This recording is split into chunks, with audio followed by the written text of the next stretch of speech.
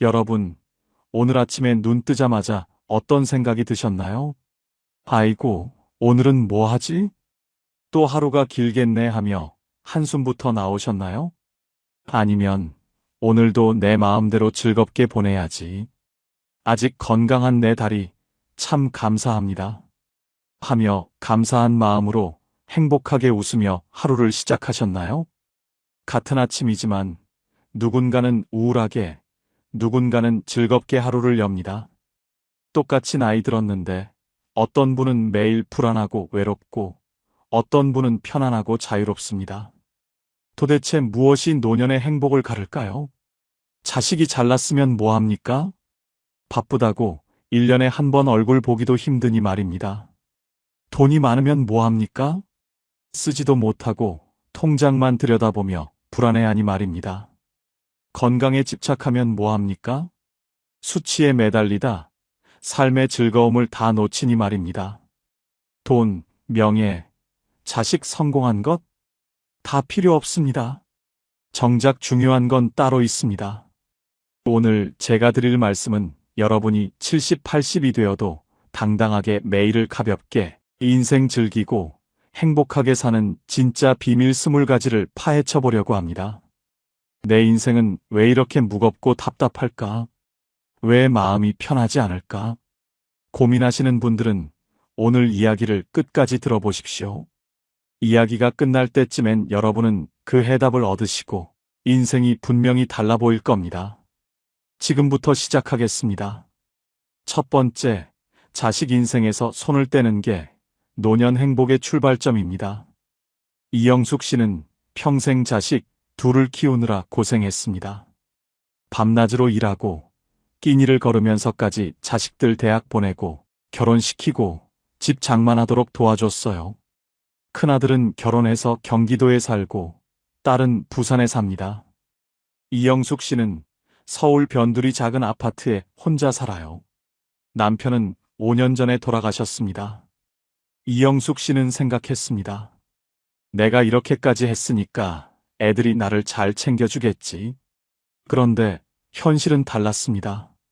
자식들은 바빴어요. 아들은 회사 일하고 손주 둘 키우느라 정신없었고 딸은 시댁일 돌보느라 바빴습니다. 명절 때나 얼굴 볼까 말까 했고 전화도 이영숙 씨가 먼저 걸어야 받았어요. 어느 날 아들한테 전화했습니다.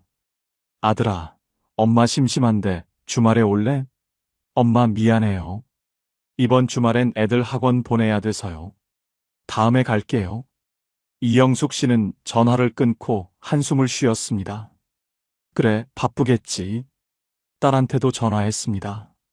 딸아, 요즘 뭐해? 엄마 목소리 좀 듣고 싶어서. 엄마 지금 좀 바빠. 나중에 전화할게.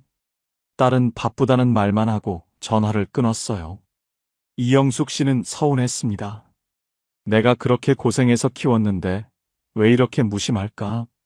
밤마다 울었어요. 자식들 원망하고 스스로를 자책하고 내가 뭘 잘못했나 하고 되뇌었습니다.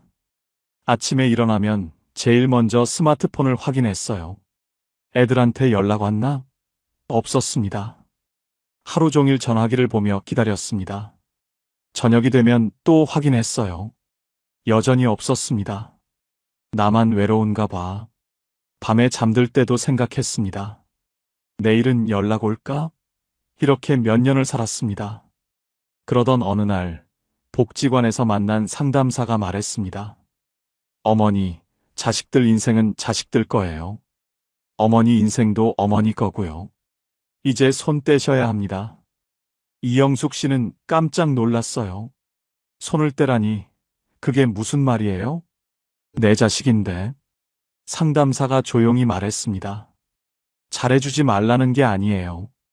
기대하지 말라는 겁니다. 자식들이 연락 안 해도 서운해하지 말고, 찾아오지 않아도 섭섭해하지 말고, 어머니는 어머니 인생을 사세요. 자식들은 바쁜 게 정상이에요.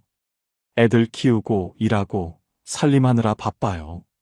그게 당연한 겁니다. 어머니가 기대하면 어머니만 힘들어요. 이영숙 씨는 그날 밤 잠을 못 잤습니다. 상담사 말이 계속 맴돌았어요. 자식 인생은 자식들 거다. 내 인생은 내 거다. 다음 날 아침, 이영숙 씨는 결심했습니다. 그래, 손 떼자. 기대하지 말자. 그날부터 이영숙 씨는 바뀌기 시작했습니다. 자식한테 먼저 전화하지 않았어요. 연락 오면 받고 안 오면 그만이었습니다. 스마트폰도 자주 확인하지 않았어요. 대신 혼자 할 수 있는 것들을 찾았습니다. 복지관에 가서 노래 교실에 등록했어요. 화요일 오전 10시 매주 갔습니다. 처음엔 어색했어요. 이 나이에 노래를 배워서 뭐해? 그런데 함께 수업 듣는 사람들이 좋았습니다. 나이도 비슷하고 이야기도 잘 통했어요. 노래 부르다 보면 시간이 금방 갔습니다. 수업 끝나고 같이 점심 먹으러 가기도 했어요. 다음 주에 또 봐요 하면서 헤어지는데 기분이 좋았습니다. 도서관에도 가기 시작했습니다. 목요일 오후 2시 매주 갔어요. 에세이집을 빌려서 읽었습니다. 하루에 10페이지씩만 읽었어요. 많이 읽으려고 하지 않았습니다. 조금씩 읽는 게 좋았어요. 동네 친구들과 산책도 했습니다. 매일 아침 7시 아파트 단지를 한 바퀴 돌았어요. 30분쯤 걸렸습니다. 함께 걷는 친구 셋이 생겼어요. 걸으면서 이야기하고 웃고 그러다 보면 기분이 좋아졌습니다. 6개월이 지났습니다. 이영숙 씨는 완전히 달라졌습니다. 더 이상 자식한테 매일 전화하지 않았어요. 일주일에 한 번, 아들한테 한 번, 딸한테 한 번, 그 정도면 충분했습니다. 자식들이 찾아오면 반갑게 맞았지만 안 와도 서운해하지 않았어요. 애들은 바쁘지 뭐. 나는 내 할 일 하면 되고. 표정이 밝아졌어요. 자식 이야기를 해도 더 이상 울지 않았습니다. 애들은 잘 살고 있어. 나도 잘 살고 있고. 기대를 내려놓으니까 자유로워졌습니다. 자식이 연락 안 해도 괜찮고 찾아오지 않아도 괜찮았어요. 오히려 자식들이 먼저 연락하기 시작했습니다. 이영숙 씨는 깨달았습니다. 자식한테 집착하면 나만 힘들구나. 손 떼고 내 인생 살면 오히려 관계가 좋아지네. 여러분, 자식은 자식 인생이 있습니다. 아무리 잘 키워도, 아무리 헌신해도 자식은 자기 삶을 삽니다. 그게 당연한 겁니다. 기대하지 마세요. 효도 기대하지 말고, 연락 기대하지 말고, 자주 찾아오길 바라지 마세요. 기대를 내려놓으면 자유로워집니다. 자식 인생에서 손을 떼는 게 노년 행복의 출발점입니다. 두 번째, 내가 결정할 수 있는 돈을 반드시 남겨두세요. 73세 박철수 씨는 자식들한테 재산을 다 물려줬습니다. 박철수 씨는 서울 강서구에 아파트 한 채를 가지고 있었어요. 시세로 5억쯤 됐습니다. 예금도 있었어요. 평생 모은 돈 1억 원쯤 됐습니다. 자식이 둘 있었어요. 아들하고 딸. 박철수 씨는 생각했습니다. 내가 죽으면 애들이 상속세 내느라 힘들겠지. 미리 물려주자. 세무사를 만나서 상담받았습니다. 지금 증여하시면 세금 적게 내실 수 있어요. 박철수 씨는 아파트를 아들한테 넘겼습니다. 예금은 반씩 나눠서 아들, 딸한테 줬어요. 자식들은 고마워했어요. 아버지 감사합니다. 정말 큰 도움이 돼요. 박철수 씨도 뿌듯했습니다. 이제 마음 편하게 살 수 있겠다. 애들한테 짐 안 되고. 그런데 문제가 생겼습니다. 아파트를 아들한테 넘겼으니까 이제 박철수 씨는 아들 집에서 사는 겁니다. 법적으로는 아들 집이에요. 박철수 씨는 그냥 살게 해주는 거예요. 처음엔 괜찮았습니다. 아들도 며느리도 잘해줬어요. 아버지 편하게 계세요. 그런데 시간이 지나면서 달라졌습니다. 며느리가 말했어요. 아버지, 거실에 물건 좀 치워주세요. 애들 놀 공간이 없어요. 박철수 씨는 물건을 치웠습니다. 또 며느리가 말했어요. 아버지, TV 소리 좀 줄여주세요. 애들 공부하는데 시끄러워요. 박철수 씨는 TV 소리를 줄였습니다. 또 며느리가 말했어요. 아버지, 아침에 일찍 일어나시는 건 좋은데 부엌에서 소리 좀 안 나게 해주세요. 저희는 아직 자거든요. 박철수 씨는 아침에 조심스럽게 움직였습니다. 점점 불편해졌습니다. 내 집 같지 않았어요. 눈치가 보였습니다. 여기는 이제 내 집이 아니구나. 아들 집이지. 아들도 달라졌습니다. 예전엔 아버지 이렇게 하세요 하고 조심스럽게 말했는데 이제는 아버지 그렇게 하지 마세요 하고 단정적으로 말했어요. 박철수 씨가 뭘 사려고 하면 아들이 말했습니다. 아버지, 그건 돈 낭비예요. 필요 없어요. 그래도 내가 쓰고 싶은데. 아버지, 지금 돈 없으시잖아요. 제가 드리는 용돈으로 아껴 쓰셔야죠. 박철수 씨는 말문이 막혔습니다. 맞는 말이었어요. 이제 박철수 씨 수중엔 돈이 별로 없었습니다. 자식들한테 다 줬으니까요. 아들이 매달 50만 원씩 용돈을 줬습니다. 그 돈으로 살았어요. 병원비, 약가, 교통비, 다 그 돈에서 나갔습니다. 남는 게 별로 없었어요. 그 용돈을 받을 때마다 박철수 씨는 기가 죽었어요. 고맙다 하면서 받는데 고마움보다 미안함이 더 컸습니다. 내가 애한테 짐이 되는구나. 어느 날 친구를 만났습니다. 친구가 말했어요. 철수야, 우리 다음 주에 속초 여행 갈 건데 너도 갈래? 얼마나 들어? 1박 2일에 20만 원쯤? 박철수 씨는 머뭇거렸습니다. 나는 안 갈래. 왜? 같이 가자. 그냥 바빠서. 사실은 돈이 없어서였습니다. 20만 원이 아까웠어요. 아들한테 받은 용돈에서 20만 원을 쓰면 이번 달 생활이 빠듯했습니다. 친구는 갔고 박철수 씨는 집에 남았어요. 혼자 TV 보며 시간을 보냈습니다. 내가 왜 이렇게 됐나? 후회가 밀려왔습니다. 재산을 다 넘기지 말걸. 내 몫은 남겨뒀어야 했는데. 박철수 씨는 깨달았습니다. 돈이 있어야 자유롭구나. 내가 쓸 돈이 없으니까 아들 눈치를 보게 되고 하고 싶은 것도 못하고 이게 무슨 노년이야? 여러분, 자식한테 재산을 물려주는 건 좋은데 본인 몫은 반드시 남겨놔야 합니다. 죽는 날까지 본인이 쓸 돈은 본인이 직접 쥐고 있어야 해요. 그래야 자식들 앞에서도 당당하고 갑자기 목돈이 필요해도 누구한테 손 안 벌립니다. 큰 돈이 아니어도 됩니다. 통장에 몇백만 원만 있어도 마음이 다릅니다. 그게 바로 비밀 통장의 의미예요.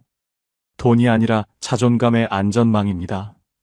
내가 결정할 수 있는 돈, 내가 쓰고 싶을 때 쓸 수 있는 돈, 그게 있어야 노년이 존엄합니다. 세 번째, 건강 수치에 너무 집착하지 마세요. 70세 김정희 씨는 건강에 집착했습니다. 혈압계를 집에 두고 매일 아침 혈압을 쟀어요. 130이 넘으면 불안했습니다. 어제는 125였는데 오늘은 왜 130이야? 혈당도 매일 쟀어요. 혈당 측정기로 손가락을 찔러서 피를 짜내고 수치를 확인했습니다. 100이 넘으면 걱정했어요. 왜 이렇게 높아? 콜레스테롤도 신경 썼습니다. 석 달에 한 번씩 병원 가서 피 뽑아서 검사했어요. 수치가 조금만 높아지면 의사한테 물었습니다. 선생님, 이거 괜찮은 거예요? 네, 괜찮아요. 나이 드시면 좀 올라가는 게 정상이에요. 그래도 낮춰야 하는 거 아니에요? 약 드시고 계시잖아요. 괜찮아요. 김정희 씨는 불안했습니다. 인터넷으로 건강 정보를 찾아봤어요. 혈압 130 넘으면 위험하다. 혈당 100 넘으면 당뇨 위험, 콜레스테롤 높으면 심장병 위험. 겁이 났습니다. 식단을 철저히 관리했어요. 운동도 매일 했습니다. 아침 6시에 일어나서 1시간 걸었어요. 비가 와도 우산 쓰고 걸었습니다. 눈이 와도 조심조심 걸었어요. 하루라도 안 걸으면 불안했습니다. 오늘 안 걸으면 건강 나빠지는 거 아니야? 그렇게 살았는데 오히려 스트레스만 쌓였어요. 친구들이 밥 먹자고 하면 고민했습니다. 메뉴가 뭐야? 삼겹살 먹으러 가자. 나는 안 갈래. 기름진 거 못 먹어. 그럼 칼국수는? 밀가루 음식은 몸에 안 좋아. 나는 패스. 친구들이 점점 안 불렀어요. 정희는 까다로워서 같이 밥 먹기 힘들어. 김정혜 씨는 외로워졌습니다. 집에서 혼자 밥 먹고, 혼자 운동하고, 혼자 혈압 재고, 혼자 걱정했어요. 내가 건강을 위해 사는 건가? 사느라 건강을 챙기는 건가? 헷갈렸습니다. 어느 날 의사가 말했습니다. 어머니, 너무 스트레스 받지 마세요. 수치보다 중요한 건 삶의 질이에요. 어머니 나이에 혈압 130이면 괜찮아요. 혈당 100도 괜찮고요. 너무 집착하지 마시고 적당히 관리하세요. 먹고 싶은 거 가끔 먹고 운동도 기분 좋을 때만 하시고 그렇게 사세요. 김정희 씨는 그날부터 조금 느슨해졌습니다. 혈압 매일 재던 걸 일주일에 한 번으로 줄였어요. 혈당도 가끔만 쟀습니다. 먹고 싶은 거 가끔 먹었어요. 친구들이 삼겹살 먹자고 하면 갔습니다. 한 달에 한 번쯤이야 괜찮지. 맛있었어요. 스트레스가 줄어드니까 얼굴도 밝아졌어요. 친구들이 말했습니다. 정희야, 요즘 표정 좋아 보이네. 응, 요즘 좀 편하게 살아. 김정희 씨는 깨달았습니다. 건강의 목적은 오래 사는 게 아니라 내 발로 내 삶을 사는 거구나. 수치에 집착하다 삶을 망치면 무슨 소용이야? 여러분, 완벽한 건강을 추구하지 마세요. 적당히 건강하면 됩니다. 무리 없이 걷고, 혼자 밥 먹고, 화장실 가고, 그 정도면 충분합니다. 건강에 집착하다 오히려 삶을 망치지 마세요. 네 번째, 오래된 관계라도 나를 소모시키면 내려놓으세요. 68세 한명숙 씨는 40년 지기 친구가 있었습니다. 이름은 순자였어요. 젊었을 때부터 친하게 지냈습니다. 같은 동네에 살았고, 자식들 나이도 비슷했고, 자주 만났어요. 그런데 나이 들면서 순자를 만나는 게 점점 피곤해졌습니다. 만날 때마다 순자는 자기 자식 자랑만 했어요. 우리 아들 말이야, 요즘 회사에서 승진했어. 이제 부장이야. 연봉도 엄청 올랐대. 그래, 잘 됐네. 우리 딸은 시집을 정말 잘 갔어. 사위가 의사거든. 강남에 병원 하나 있어. 돈 잘 벌어. 한명숙 씨는 그 이야기를 들으면서 비교당하는 기분이 들었습니다. 한명숙 씨 자식들은 평범했거든요. 아들은 중소기업 다니고 딸은 평범한 회사원이에요. 돈 많이 버는 것도 아니고 그냥 평범하게 삽니다. 순자 이야기를 들으면 한명숙 씨는 초라해졌어요. 나는 왜 이럴까? 내 자식들은 왜 이렇게 평범할까? 그리고 순자는 늘 부정적인 이야기만 했어요. 요새 세상 정말 살기 힘들어. 물가는 오르고, 연금은 적고, 애들은 바쁘고. 그래도 살아야지 뭐. 나 요즘 이것저것 다 아파서 죽을 것 같아. 무릎도 아프고, 허리도 아프고, 눈도 침침하고. 병원 가봤어? 갔지. 근데 의사가 나이 들면 다 그렇대. 약 먹으래. 약만 먹으면 뭐해? 안 나아지는데. 만나고 나면 한명숙 씨는 기운이 빠졌습니다. 집에 와서 한숨만 나왔어요. 왜 이렇게 피곤하지? 순자 이야기를 들으면서 한명숙 씨도 우울해졌습니다. 맞아. 요즘 세상 힘들어. 나도 아픈 데 많아. 나도 애들 평범하고. 부정적인 생각만 들었어요. 그래도 40년 친구니까 억지로 만났습니다. 이러면 안 되는데. 오래 알고 지낸 친구인데 어떻게 안 만나. 한 달에 두세 번씩 만났어요. 만날 때마다 똑같은 이야기였습니다. 자식 자랑, 부정적인 이야기, 불평불만. 한명숙 씨는 점점 더 지쳤습니다. 그러다 어느 날 한명숙 씨는 결심했습니다. 이제 그만 만나자. 40년 친구라도 나를 힘들게 하면 안 돼. 내가 왜 이렇게까지 참아야 해? 조용히 연락을 줄였습니다. 순자가 전화하면 요즘 좀 바빠서 하고 피했어요. 처음엔 미안했습니다. 40년 친구인데 이러면 안 되는데. 하지만 시간이 지나니까 오히려 편해졌어요. 순자 생각 안 해도 되고, 자식 자랑 안 들어도 되고, 부정적인 이야기 안 들어도 되고, 비교당하지 않아도 됐습니다. 마음이 가벼워졌어요. 한명숙 씨는 깨달았습니다. 오래된 관계라고 해서 꼭 유지할 필요는 없구나. 나를 소모시키는 관계는 과감히 정리해야 해. 그게 나를 지키는 거구나.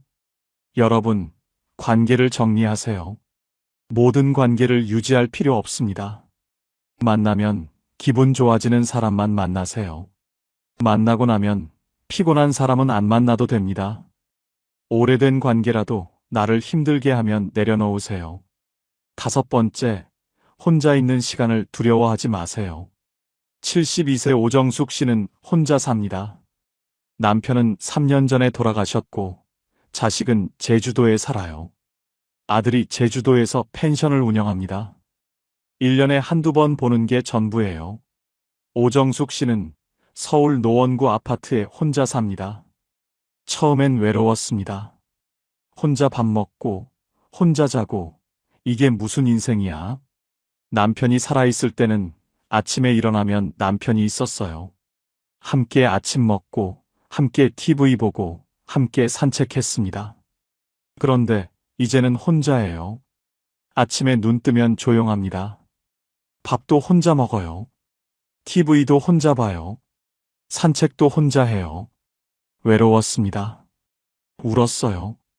왜 나만 이렇게 살아? 남편은 가버리고, 아들은 멀리 있고, 나만 혼자 남았어. TV를 하루 종일 켜뒀습니다. 소리가 없으면 무서웠어요. 조용하면 외로움이 몰려왔습니다. 그래서 TV를 계속 틀어뒀어요. 뉴스 보고, 드라마 보고, 예능 보고, 하루 종일 TV만 봤습니다. 아들한테 매일 전화했습니다. 아들아, 엄마 심심해. 언제 와? 엄마 바빠서 못 가요. 나중에 갈게요. 그래, 알았어. 전화를 끊고 또 울었어요. 친구들한테도 연락했습니다. 나 심심한데 나올래? 미안한데 오늘은 좀 바빠. 친구들도 각자 사정이 있었어요. 오정숙 씨는 점점 더 외로워졌습니다. 나만 혼자네. 나만 외로워. 그러던 어느 날 오정숙 씨는 생각했습니다. 이렇게 살면 안 되겠다. 남한테 의지하면 나만 힘들어. 혼자 있는 시간을 견디는 법을 배워야겠다. 그날부터 시도했습니다. 아침에 일어나서 커피를 천천히 마셔봤어요. 처음엔 어색했습니다. 혼자 커피 마시는 게 뭐가 좋아? 그런데 며칠 하다 보니 익숙해졌어요. 창밖을 보며 커피를 마시는데 나쁘지 않았습니다. 커피 맛이 이렇게 좋았구나. 햇살이 들어오는 게 보였어요. 나무들이 바람에 흔들리는 게 보였습니다. 세상이 이렇게 예뻤구나. 베란다에 화분을 놓고 키워봤습니다. 꽃집에서 제라늄 하나를 샀어요. 베란다에 두고 매일 아침 물을 주었습니다. 처음엔 시들었어요. 물을 너무 많이 줬거든요. 다시 샀습니다. 이번엔 물을 조금만 줬어요. 잘 자랐습니다. 꽃이 피었어요. 내가 키웠어. 뿌듯했습니다. 매일 아침 화분을 보는 게 즐거웠어요. 오늘은 어떻게 자랐나? 도서관에 가봤습니다. 집에서 10분 거리에 도서관이 있었어요. 가봤습니다. 책이 많았어요. 처음엔 뭘 읽을지 몰랐습니다. 이것저것 펼쳐봤어요. 에세이가 읽기 편했습니다. 빌려왔어요. 집에서 읽었습니다. 하루에 10페이지씩만 읽었어요. 많이 읽으려고 하지 않았습니다. 조금씩 읽는 게 좋았어요. 재미있네. 다음 날도 10페이지를 읽었습니다. 일주일이 지나니 70페이지를 읽었어요. 한 달이 지나니 책 3권을 읽었습니다. 나도 할 수 있네. 6개월이 지났습니다. 오정숙 씨는 완전히 달라졌습니다. 더 이상 자식한테 매일 전화하지 않았어요. 일주일에 한 번이면 충분했습니다. 친구들한테도 먼저 연락하지 않았어요. 만나고 싶을 때만 만났습니다. TV도 하루 종일 켜두지 않았어요. 보고 싶을 때만 켰습니다. 대신 혼자 있는 시간이 많아졌어요. 커피 마시는 시간, 화분 보는 시간, 책 읽는 시간, 산책하는 시간.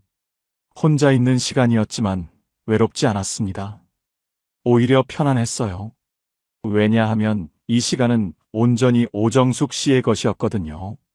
아무도 방해하지 않고, 아무도 요구하지 않고, 오정숙 씨가 원하는 대로 보낼 수 있는 시간. 이게 자유였습니다. 혼자 있는 시간을 두려워하지 마세요. 그 시간은 외로움이 아니라 자유입니다. 6번째, 새로운 친구를 사귀세요. 70세 김순자 씨는 복지관에서 만난 새 친구들과 어울립니다. 나이도 비슷하고, 요즘 하는 일도 비슷하고, 이야기가 잘 통해요. 과거 이야기 안 해도 되고, 자식 자랑 안 해도 되고, 그냥 오늘 있었던 일, 오늘 본 드라마, 오늘 먹은 밥 이야기만 해도 즐겁습니다. 김순자 씨는 말합니다. 옛날 친구들도 좋지만 새 친구들이 더 편해. 과거에 얽매이지 않으니까. 새로운 친구를 사귀세요. 지금 만나서 기분 좋아지는 사람, 지금 함께 웃을 수 있는 사람. 그런 친구가 진짜 친구입니다. 7번째, 용서하세요. 76세 장영희 씨는 평생 남편을 원망하며 살았습니다. 남편이 젊었을 때 바람을 피웠거든요. 장영희 씨는 그 상처를 평생 붙잡고 살았어요. 내가 그렇게 고생해서 집안 꾸렸는데 왜 그랬어 하면서 남편을 원망했습니다. 남편은 나중에 잘못을 뉘우치고 잘 살았지만 장영희 씨는 용서하지 못했어요. 그 원망이 장영희 씨를 괴롭혔습니다. 밤에 잠 못 자고 우울하고 화만 났어요. 남편은 이미 돌아가셨는데도 장영희 씨는 여전히 원망했습니다. 어느 날 상담사가 말했습니다. 어머니, 원망은 상대를 괴롭히는 게 아니라 어머니를 괴롭혀요. 남편은 이미 돌아가셨는데 어머니만 아직도 고통받고 계세요. 이제 놓아주세요. 장영희 씨는 눈물을 흘렸습니다. 어떻게 용서해요? 그 상처가 아직도 아픈데. 상담사가 조용히 말했습니다. 용서는 상대를 위한 게 아니에요. 어머니를 위한 거예요. 용서하면 어머니가 자유로워집니다. 장영희 씨는 그날부터 시도했습니다. 용서하자. 나를 위해서. 쉽지 않았어요. 하지만 조금씩 놓아주기 시작했습니다. 그때는 그랬구나. 이제 그만 생각하자. 6개월이 지나자 장영희 씨는 달라졌습니다. 남편 생각이 나도 더 이상 화가 안 났어요. 그때는 그랬지. 이제 다 지나간 일이야. 마음이 가벼워졌습니다. 용서하세요. 용서는 상대를 위한 게 아니라 나를 위한 선택입니다. 용서하면 자유로워집니다. 8번째, 비교하지 마세요. 친구는 자식이 잘 됐고 나는 못 됐고, 친구는 돈이 많고 나는 없고, 친구는 건강하고 나는 아프고, 비교하면 끝이 없습니다. 비교할수록 나만 초라해집니다. 비교하지 마세요. 남은 남이고 나는 나입니다. 나는 나대로 잘 살고 있습니다. 비교 안 하면 마음이 편해집니다. 9번째, 체면을 내려놓으세요. 이제는 체면 버리세요. 남들이 뭐라고 하든 상관없습니다. 내가 편한 게 최고예요. 비싼 옷 안 입어도 되고, 좋은 차 안 타도 되고, 큰 집 안 살아도 됩니다. 편한 게 최고입니다. 10번째, 완벽하게 살려고 하지 마세요. 적당히 사세요. 집 좀 어질러져도 괜찮고, 밥 대충 먹어도 괜찮고, 몸 좀 편하게 입어도 괜찮습니다. 완벽함을 추구하지 마세요. 편안함을 추구하세요. 11번째, 물건을 줄이세요. 78세 최영자 씨는 집을 정리했습니다. 옷장을 비우고, 책장을 비우고, 주방을 비웠어요. 안 쓰는 건 다 버렸습니다. 처음엔 아까웠어요. 이거 아직 쓸 수 있는데, 나중에 필요할 수도 있는데 하면서 망설였습니다. 그런데 용기 내서 버렸어요. 버리고 나니까 시원했습니다. 집이 넓어 보이고 마음도 가벼워졌어요. 최영자 씨는 말했습니다. 진작 버릴 걸 그랬어. 물건이 줄어드니까 마음도 편해지네. 물건을 줄이세요. 마음이 가벼워집니다. 12번째, 작은 목표를 세우세요. 너무 큰 목표를 세우지 마세요. 작은 목표면 충분합니다. 오늘 산책 10분 하기, 오늘 책 10페이지 읽기, 오늘 친구한테 전화하기. 이런 작은 목표를 세우고 실천하세요. 하루하루 실천하다 보면 한 달이 되고, 한 달이 쌓이면 1년이 되고, 1년이 쌓이면 인생이 바뀝니다. 작은 목표의 힘은 큽니다. 13번째, 감사하는 습관을 들이세요. 감사는 저절로 생기지 않습니다. 의식적으로 연습해야 합니다. 매일 아침 일어나서 감사한 것 3가지를 생각해 보세요. 오늘도 눈을 떴다. 밥을 먹을 수 있다. 날씨가 좋다. 뭐든 좋습니다. 감사를 훈련하면 마음이 밝아집니다. 감사하는 습관이 삶을 바꿉니다. 14번째, 외모 관리를 하세요. 외모 관리가 젊어 보이기 위한 게 아니라 나를 포기하지 않았다는 신호입니다. 머리 빗고 옷 깨끗하게 입고 세수하고 이 정도면 충분합니다. 거울 보면서 오늘도 괜찮네 하고 웃으세요. 외모 관리는 자존감입니다. 15번째, 아무 일 없는 하루를 소중히 여기세요. 큰 이벤트를 기다리지 마세요. 평범한 날을 소중히 여기세요. 아침에 눈 뜨고, 밥 먹고, 산책하고, 저녁 먹고, 자는 평범한 하루. 그 하루가 소중합니다. 아무 일 없는 하루가 사실은 가장 큰 축복입니다. 16번째, 과거를 내려놓으세요. 과거의 영광도, 과거의 상처도, 과거의 후회도 다 내려놓으세요. 과거는 바꿀 수 없습니다. 지금이 중요합니다. 과거는 좋은 추억으로 남겨두고 지금을 사세요. 17번째, 돈을 누리는 삶으로 전환하세요. 이제는 누릴 때입니다.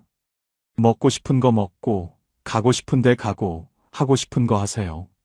돈 아끼느라 삶까지 아끼지 마세요. 18번째, 혼자 즐길 수 있는 취미를 찾으세요. 책 읽기, 그림 그리기, 산책하기, 화분 키우기, 뭐든 좋습니다. 혼자 할 수 있는 걸 찾으세요. 그게 있으면 혼자 있어도 외롭지 않습니다.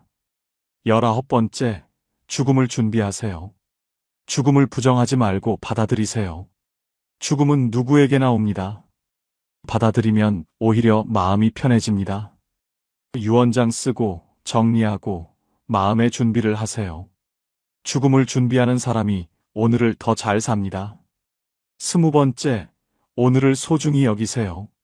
내일이 있을지 없을지 모릅니다. 오늘 하고 싶은 것 하고, 오늘 만나고 싶은 사람 만나고, 오늘 먹고 싶은 건 먹으세요. 내일로 미루지 마세요. 오늘이 마지막 일 수도 있습니다. 여러분, 노년의 행복은 새로 얻는 것이 아니라 불필요한 것을 내려놓는 데서 시작됩니다. 자식에 대한 기대, 돈에 대한 집착, 건강에 대한 강박, 체면과 완벽주의, 비교, 과거, 원망, 물건, 부담스러운 관계. 이런 것들을 하나씩 내려놓으세요. 내려놓을수록 가벼워집니다. 20가지 방법은 기술이 아니라 삶을 대하는 태도의 변화입니다. 당신은 아직 무엇을 붙잡고 계신가요? 오늘 하나만 내려놓아 보세요. 내일 또 하나 내려놓으세요. 그렇게 하나씩 내려놓다 보면 어느새 홀가분해진 자신을 발견하게 될 겁니다. 늙는다는 건 비워지는 게 아니라 이제야 나에게 맞는 삶으로 돌아오는 일입니다. 여러분의 남은 인생이 가볍고 평온하기를 진심으로 바랍니다. 지금까지 황금 노후였습니다. 감사합니다. 여러분, 솔직히 한번 물어볼게요. 60대가 되면 인생은 내리막일까요? 아침에 눈을 떴는데 병원 예약 문자가 하루에 2통씩 오고 자녀는 아버지, 어머니 몸 좀 챙기세요. 라는 말만 남기고 바쁘게 사라지는 시기. 그런데 이상하죠? 이 나이가 되면 시간은 갑자기 느려지는데 인생은 오히려 빨리 끝나는 느낌이 듭니다. 오늘 이 이야기는 이렇게 묻는 데서 시작합니다. 60세에서 65세, 이 시기를 그냥 지나치면 우리는 무엇을 잃게 될까? 그리고 동시에 이렇게 말하고 싶습니다. 지금 이 나이는 인생이 망가지는 시기가 아니라 인생의 결이 결정되는 마지막 분기점이다. 60세에서 65세는 참 묘한 나이입니다. 회사에선 서서히 밀려나고 가정에선 중심에서 물러나며 몸은 이제 관리 좀 하자고 신호를 보냅니다. 2025년 통계 하나만 보겠습니다. 2025년 기준 국내 65세 이상 의료비 지출은 개인 생애 의료비의 약 48%가 60대 후반 이후에 집중됩니다. 쉽게 말하면 지금 관리 안 하면 앞으로 병원비로 인생이 낼름 삼켜진다는 뜻입니다. 그런데 문제는 여기서 끝이 아니에요. 이 시기를 그냥 흘려보낸 분들의 공통점이 있습니다. 몸은 아프고 하루는 길고 자존감은 이유 없이 낮아집니다.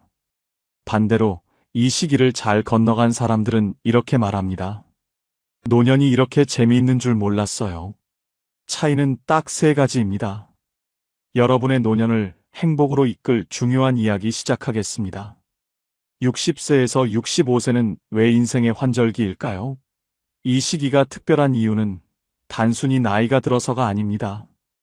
이 시기는 몸과 마음, 그리고 관계가 동시에 전환점을 맞는 시기이기 때문입니다.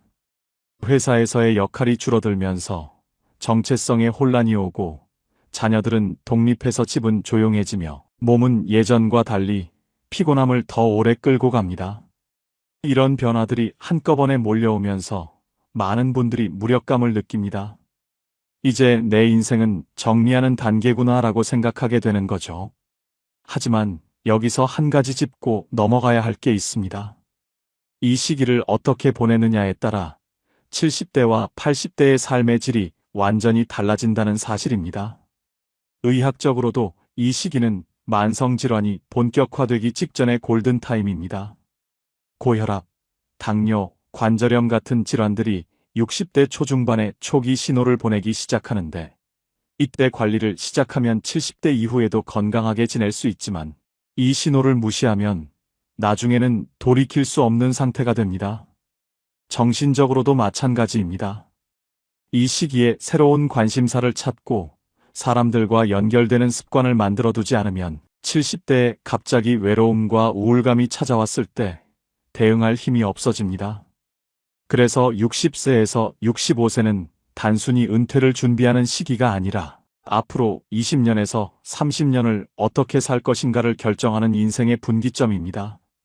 첫 번째로 중요한 것은 몸 관리입니다. 아프지 않으면 인생이 달라진다는 말, 너무 단순해 보이지만 이게 전부입니다.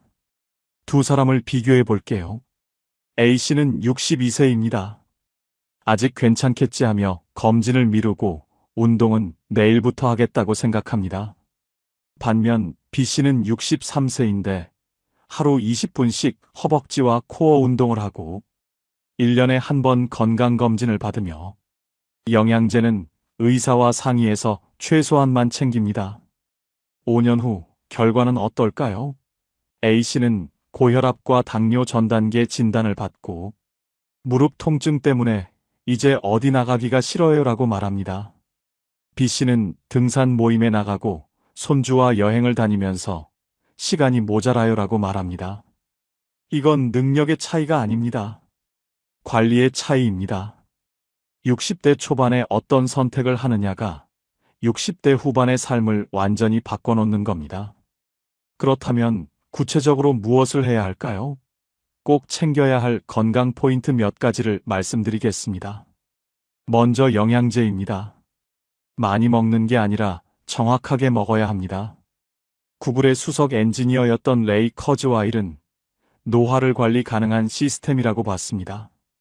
그가 언급한 대표적인 기본 영양소가 4가지 있습니다. 오메가3, 비타민 D, 코엔자임 Q10, 포스파티딜세린입니다. 오메가3는 혈관 건강과 뇌 기능에 도움을 주고, 비타민 D는 뼈 건강과 면역력에 중요하며, 코엔자임 Q10은 세포 에너지 생성을 돕고, 포스파티딜세린은 기억력과 인지 기능을 지원합니다. 하지만 여기서 중요한 말씀을 드려야 합니다. 유튜브 보고 따라 먹지 마세요. 영양제는 사람마다 필요한 게 다릅니다. 혈압약을 먹는 분이 특정 영양제를 먹으면 상호작용이 생길 수 있고, 신장 기능이 약한 분은 특정 성분을 피해야 합니다.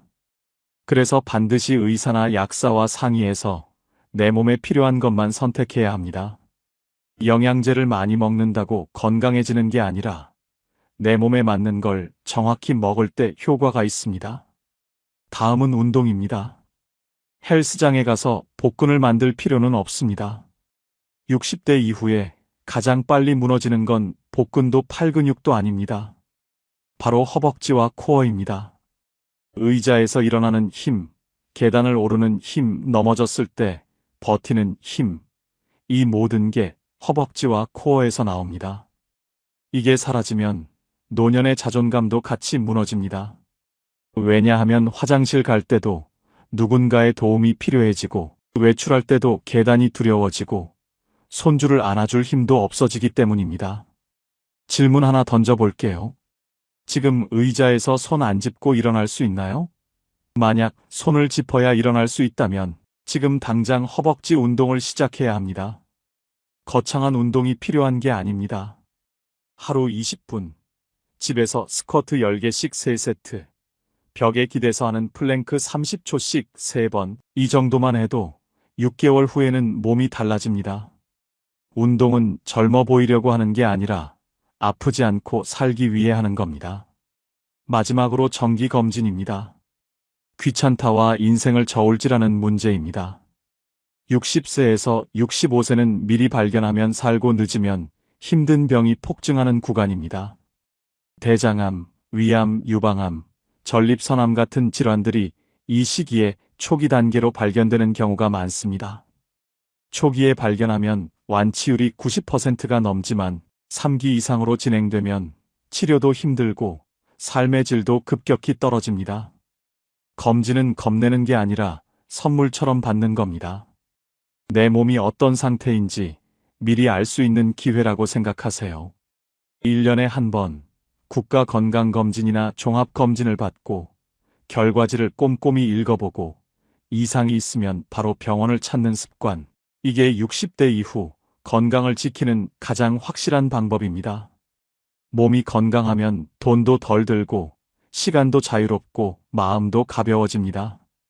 반대로 몸이 아프면 돈도 많이 들고 시간도 묶이고 마음도 무거워집니다. 60대 초반에 몸을 챙기는 건 사치가 아니라 필수입니다. 두 번째로 이야기할 것은 공부하기입니다. 머리가 채워지면 인생이 흔들리지 않는다는 말, 많은 분들이 이 나이에 무슨 공부야라고 말합니다. 그런데 공부 안 하면 생기는 문제가 더 큽니다.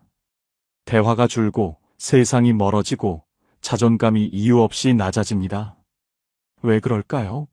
새로운 생각이 들어오지 않으면 머릿속이 과거의 기억과 걱정으로만 채워지기 때문입니다.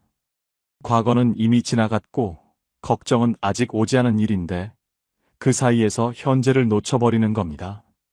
실제 사례를 하나 들어볼게요. 서울 마포에 사는 64세 남성분이 있습니다. 은퇴 후 우울증이 왔습니다. 할 일도 없고 만날 사람도 줄어들면서 하루하루가 무의미하게 느껴졌습니다. 그분이 한 건 딱 하나였습니다. 매주 토요일 오전 11시에 서점 카페에 앉아서 책 10페이지만 읽기, 전체를 다 읽지도 않았어요. 마음에 남는 문장 딱 하나만 찾아서 노트에 적었습니다. 3개월 후 변화가 있었을까요? 말수가 늘고 손주와 대화가 이어지고 요즘 이런 생각을 해라는 말이 나오기 시작했습니다. 책을 많이 읽어서가 아닙니다. 새로운 생각이 머릿속에 들어오니까 대화할 거리가 생기고 대화할 거리가 생기니까 사람들과 연결되고 연결되니까 외롭지 않았던 겁니다. 독일의 철학자 쇼펜하우어는 이런 말을 했습니다. 인간의 행복은 무엇을 소유했느냐보다 무엇을 생각하느냐에 달려 있다. 60대 이후의 공부는 지식을 축적하는 게 아니라 생각의 체력을 키우는 일입니다. 생각의 체력이 있으면 외로움이 와도 견딜 수 있고 변화가 와도 적응할 수 있고 상실이 와도 다시 일어설 수 있습니다. 반대로 생각의 체력이 없으면 작은 일에도 무너지고 사소한 말에도 상처받고 하루하루가 버겁게 느껴집니다. 그렇다면 어떻게 해야 할까요? 거창하게 할 필요 없습니다. 한 달에 한 번 서점에 가고 책은 닥치는 대로 펼쳐보고 10페이지만 읽고 문장 하나만 남기세요. 그 문장이 당신을 다음 달까지 버티게 합니다. 예를 들어 인생은 짧지만 배울 건 많다는 문장을 읽었다면 그 문장을 곱씹으면서 나는 아직 뭘 배울 수 있을까? 라고 생각하게 됩니다. 그 생각이 새로운 호기심으로 이어지고 호기심이 행동으로 이어지고 행동이 변화를 만듭니다. 공부는 학교에 가서 하는 게 아닙니다. 책 한 권, 문장 하나로도 충분히 시작할 수 있습니다. 세 번째로 중요한 것은 관계 맺기입니다. 사람이 있어야 인생이 늙지 않는다는 말, 노년의 외로움은 돈이 없어서가 아닙니다. 연결이 끊겨서입니다. 은퇴하면 회사 동료와 연락이 끊기고 자녀들은 바빠서 자주 못 보고 오래된 친구들은 건강 문제로 만남이 뜸해집니다. 이렇게 하나둘씩 관계가 끊기면 세상이 점점 좁아지고 세상이 좁아지면 생각도 좁아지고 생각이 좁아지면 마음도 좁아집니다. 반대로 관계가 살아있으면 삶도 살아있습니다. 여기서 두 가지 방법을 말씀드리겠습니다. 첫 번째는 슈퍼 친구에게 먼저 연락하는 겁니다. 슈퍼 친구란 과거에 신뢰를 줬던 사람, 나를 도와줬던 사람, 함께 있으면 편안했던 사람을 말합니다. 그분에게 이렇게만 말해도 됩니다. 갑자기 생각나서 전화했어요. 이 한마디가 인생의 온도를 바꿉니다. 상대방도 똑같이 외롭고 똑같이 연락하고 싶었지만 먼저 연락하기가 어색했던 경우가 많습니다. 누군가 먼저 손을 내밀면 관계는 다시 이어집니다. 전화 한 통이 점심 약속으로 이어지고 점심 약속이 정기 모임으로 이어지고 정기 모임이 삶의 활력소가 됩니다. 나이 들수록 새로운 친구를 만들기는 어렵지만 오래된 친구와 다시 연결되는 건 생각보다 쉽습니다. 두 번째는 젊은 세대 속으로 들어가는 겁니다. 카페, 전시, 강연, 동호회 같은 곳에 젊은 사람들이 있습니다. 그 공간에 관찰자로만 있어도 됩니다. 그들의 말, 유머, 관심사를 듣는 것만으로도 세상이 아직 살아있다는 걸 느낄 수 있습니다. 60대 이후에 세대 차이를 느끼는 건 당연합니다. 하지만 그 차이를 이해할 수 없어라고 단절하는 순간 당신은 세상에서 멀어집니다. 반대로 저 사람들은 어떤 생각을 할까? 라고 호기심을 가지면 당신은 여전히 세상과 연결되어 있는 겁니다. 꼭 대화를 나눌 필요도 없습니다.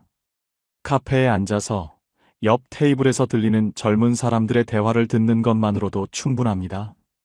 요즘 젊은 사람들은 이런 걸 재미있어 하는구나.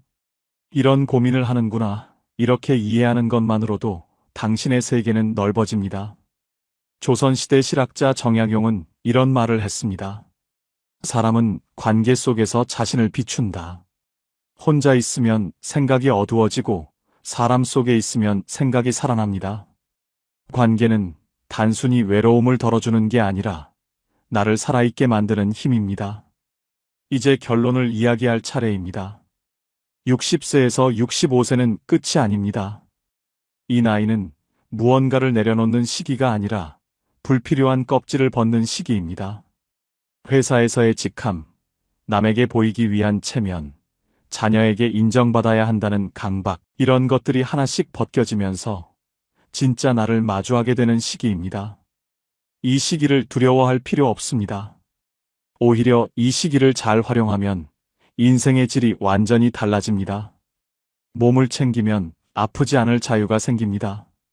아침에 일어났을 때 통증 없이 일어날 수 있고, 손주와 놀 때 허리 안 아프게 안아줄 수 있고, 여행 가고 싶을 때 망설임 없이 갈 수 있습니다.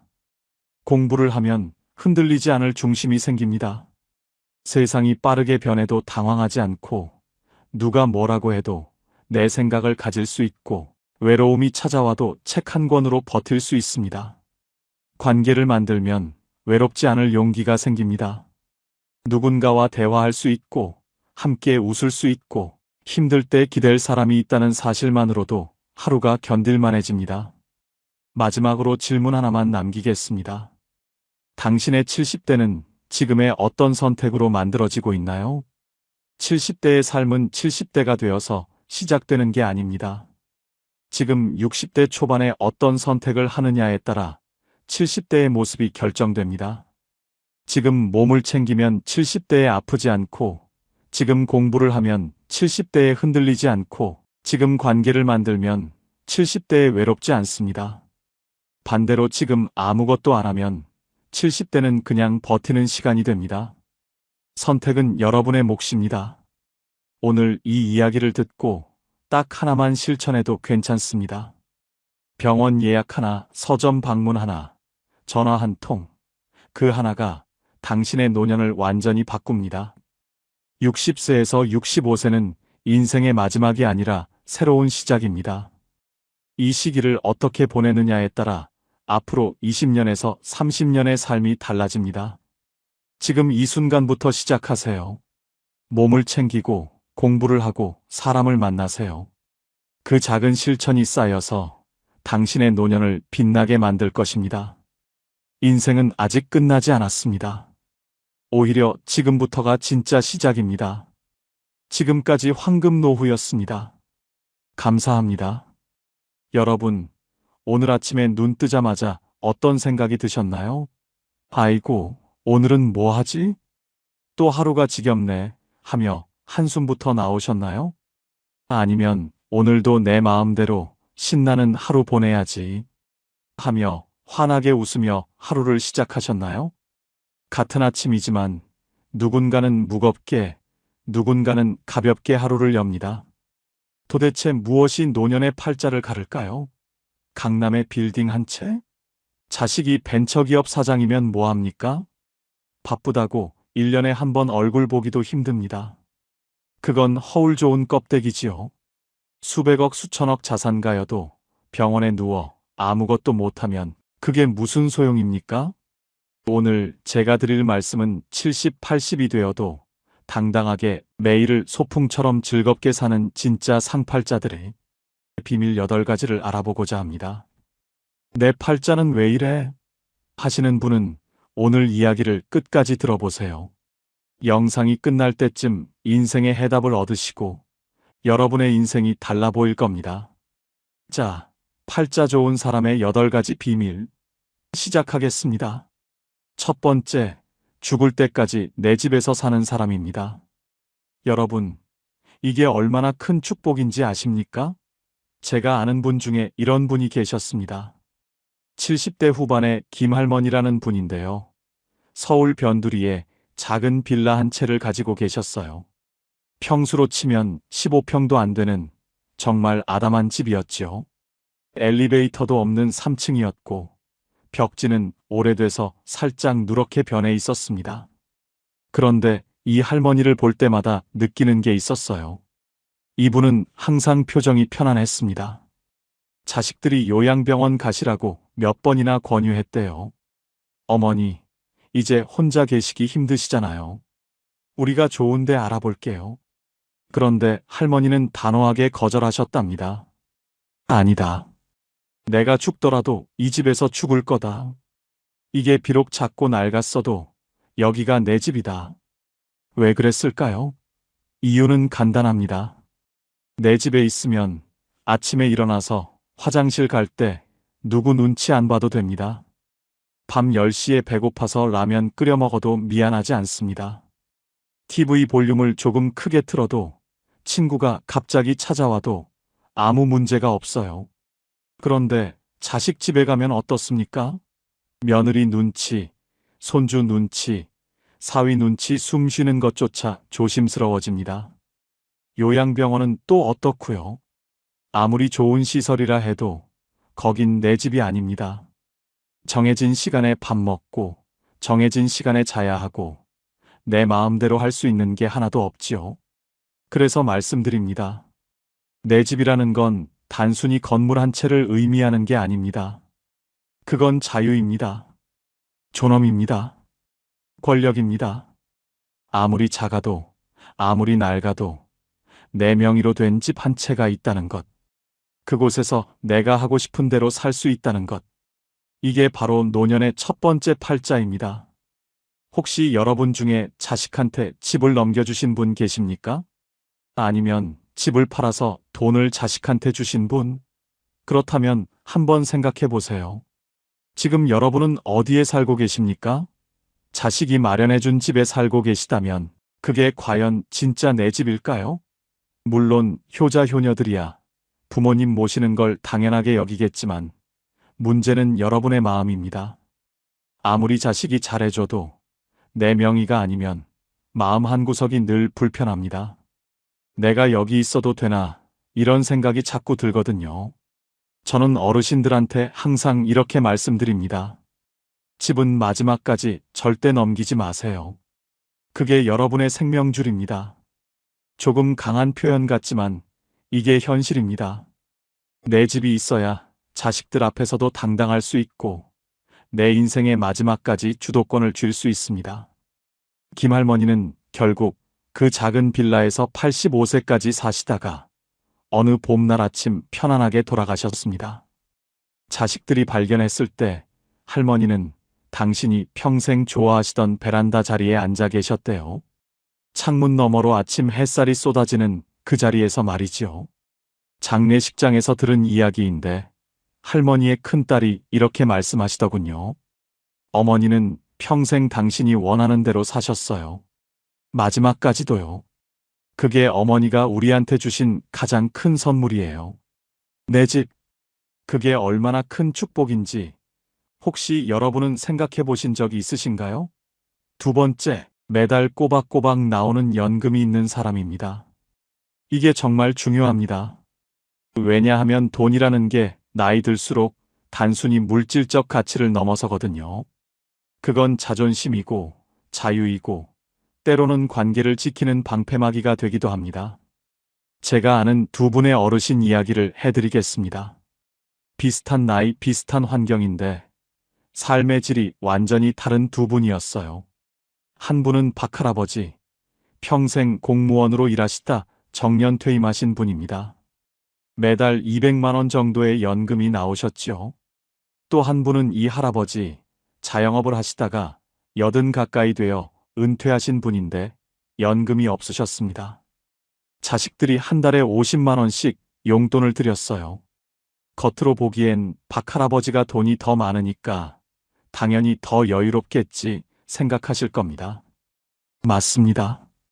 그런데 여기엔 돈의 액수보다 더 중요한 차이가 있었어요. 바로 누구 이름으로 나오는 돈인가 하는 겁니다. 박할아버지는 매달 20일이 되면 본인 통장으로 연금이 들어왔습니다.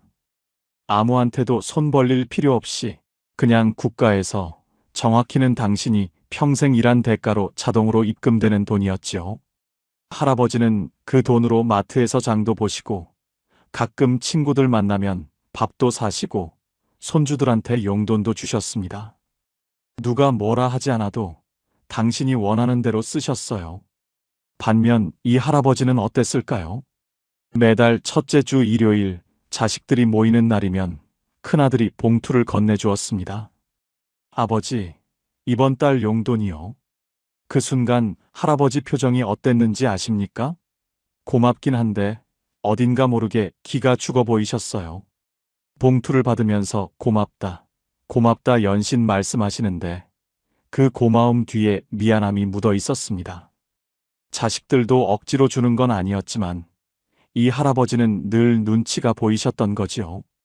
더 안타까운 건 이 할아버지는 그 50만 원을 쓰는 것조차 조심스러워 하셨다는 겁니다. 애들이 번 돈인데 하시면서 본인 몸이 아파도 병원 가는 걸 미루시고 친구 만나는 것도 자제하셨어요. 돈의 액수가 문제가 아니었습니다. 내 돈이 아니라 자식 돈이라는 생각 때문에 그 돈을 쓸 때마다 마음의 빚이 쌓였던 겁니다. 여러분, 이게 연금의 힘입니다. 연금은 단순히 생활비가 아닙니다. 그건 노년의 자존심을 지켜주는 강력한 무기예요. 내 이름으로 나오는 돈이 있다는 것, 그래서 자식한테 손 안 벌려도 된다는 것, 이게 얼마나 큰 위안인지 모릅니다. 그래도 자식이 효자인데 뭐 어때요? 자식한테 받으면 되지. 이렇게 생각하실 수도 있습니다. 물론 그럴 수도 있지요. 하지만 말입니다. 아무리 효자라도 그 돈을 받을 때마다 부모 마음 한구석은 불편합니다. 사람이란 게 원래 그렇습니다. 베푸는 사람보다 받는 사람이 더 마음이 무겁거든요. 특히 나이 들면 자식한테 짐이 되고 싶지 않은 게 부모 마음 아니겠습니까? 그래서 제가 감히 말씀드립니다.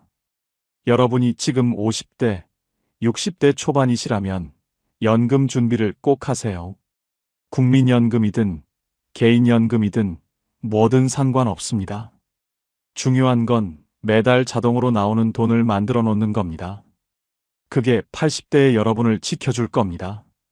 그리고 이미 70대, 80대가 되신 분들, 혹시 지금 자식들한테 용돈 받고 계신가요? 그렇다면 자식들한테 너무 미안해하지 마세요. 여러분이 그 자식들 키우느라 얼마나 고생하셨습니까? 밤낮으로 일하고 끼니 걸으면서 학원비 댔고 아플 때도 참으면서 자식들 입혔고 먹였잖아요. 그러니 지금 받는 용돈은 빚을 받는 게 아니라 그저 당연한 되갚음일 뿐입니다. 하지만 그럼에도 불구하고 내 이름으로 나오는 돈이 있는 사람은 그렇지 않은 사람보다 마음이 훨씬 가볍습니다. 지갑이 두둑해야 마음도 두둑해지는 법이니까요. 세 번째, 혼자서도 기가 막히게 잘 노는 사람입니다. 혹시 여러분 주변에 이런 분 안 계십니까? 자식들은 멀리 살고 배우자도 없고 친구들도 이제 다들 몸이 불편해서 자주 못 만나는데 그런데도 이상하게 심심해하지 않고 매일 뭔가 재미있게 사는 사람 말이에요. 제가 동네에서 만난 최할머니가 딱 그랬습니다. 올해 76세이신데 혼자 사세요. 남편은 10년 전에 돌아가셨고 자식들은 하나는 미국, 하나는 부산에 살아서 1년에 명절 때나 볼까 말까 합니다. 그런데 이 할머니를 보면 외롭다는 느낌이 전혀 안 들어요. 오히려 늘 바빠 보이고 얼굴에 생기가 돌았어요. 어느 날 제가 궁금해서 물어봤습니다. 할머니, 혼자 사시는데 심심하지 않으세요? 그랬더니 할머니가 웃으시면서 이렇게 대답하셨어요. 심심할 틈이 어딨어? 아침에 일어나면 베란다 화분 물 주고 그 다음에 유튜브로 요가 하나 따라하고 점심 먹고 나면 피아노 연습하고 저녁엔 드라마 보다가 책 읽다가 자면 하루가 금방 가더라고. 저는 그 말을 듣고 깜짝 놀랐습니다. 76세에 유튜브로 요가를 배우고 피아노를 독학으로 연습하신다니요. 할머니는 이어서 말씀하셨어요. 처음엔 나도 남편 없고 나이 드니까 외로웠어. 그런데 자꾸 사람들 찾아다니고 전화하고 그러다 보니까 나만 힘들더라고. 다들 바쁘고 또 나이 들면 각자 사정이 있잖아. 그래서 생각했지. 차라리 혼자 즐길 수 있는 걸 찾자. 그게 답이었어. 여러분, 이게 정말 중요한 이야기입니다. 나이 들면 외로움이 찾아옵니다. 이건 누구도 피할 수 없는 현실이에요. 자식들은 자식들 인생이 있고, 친구들도 각자 사정이 있고, 배우자마저 먼저 가버리면 정말 혼자가 됩니다. 그런데 여기서 두 부류로 나뉩니다. 한 부류는 끊임없이 외부에서 즐거움을 구하는 사람들입니다. 자식한테 전화하고, 나 심심하다 하고, 친구들한테 매일 연락하고. 그런데 이게 문제가 뭐냐면 상대방이 내 기대만큼 반응해주지 않으면 실망하고 서운해지거든요.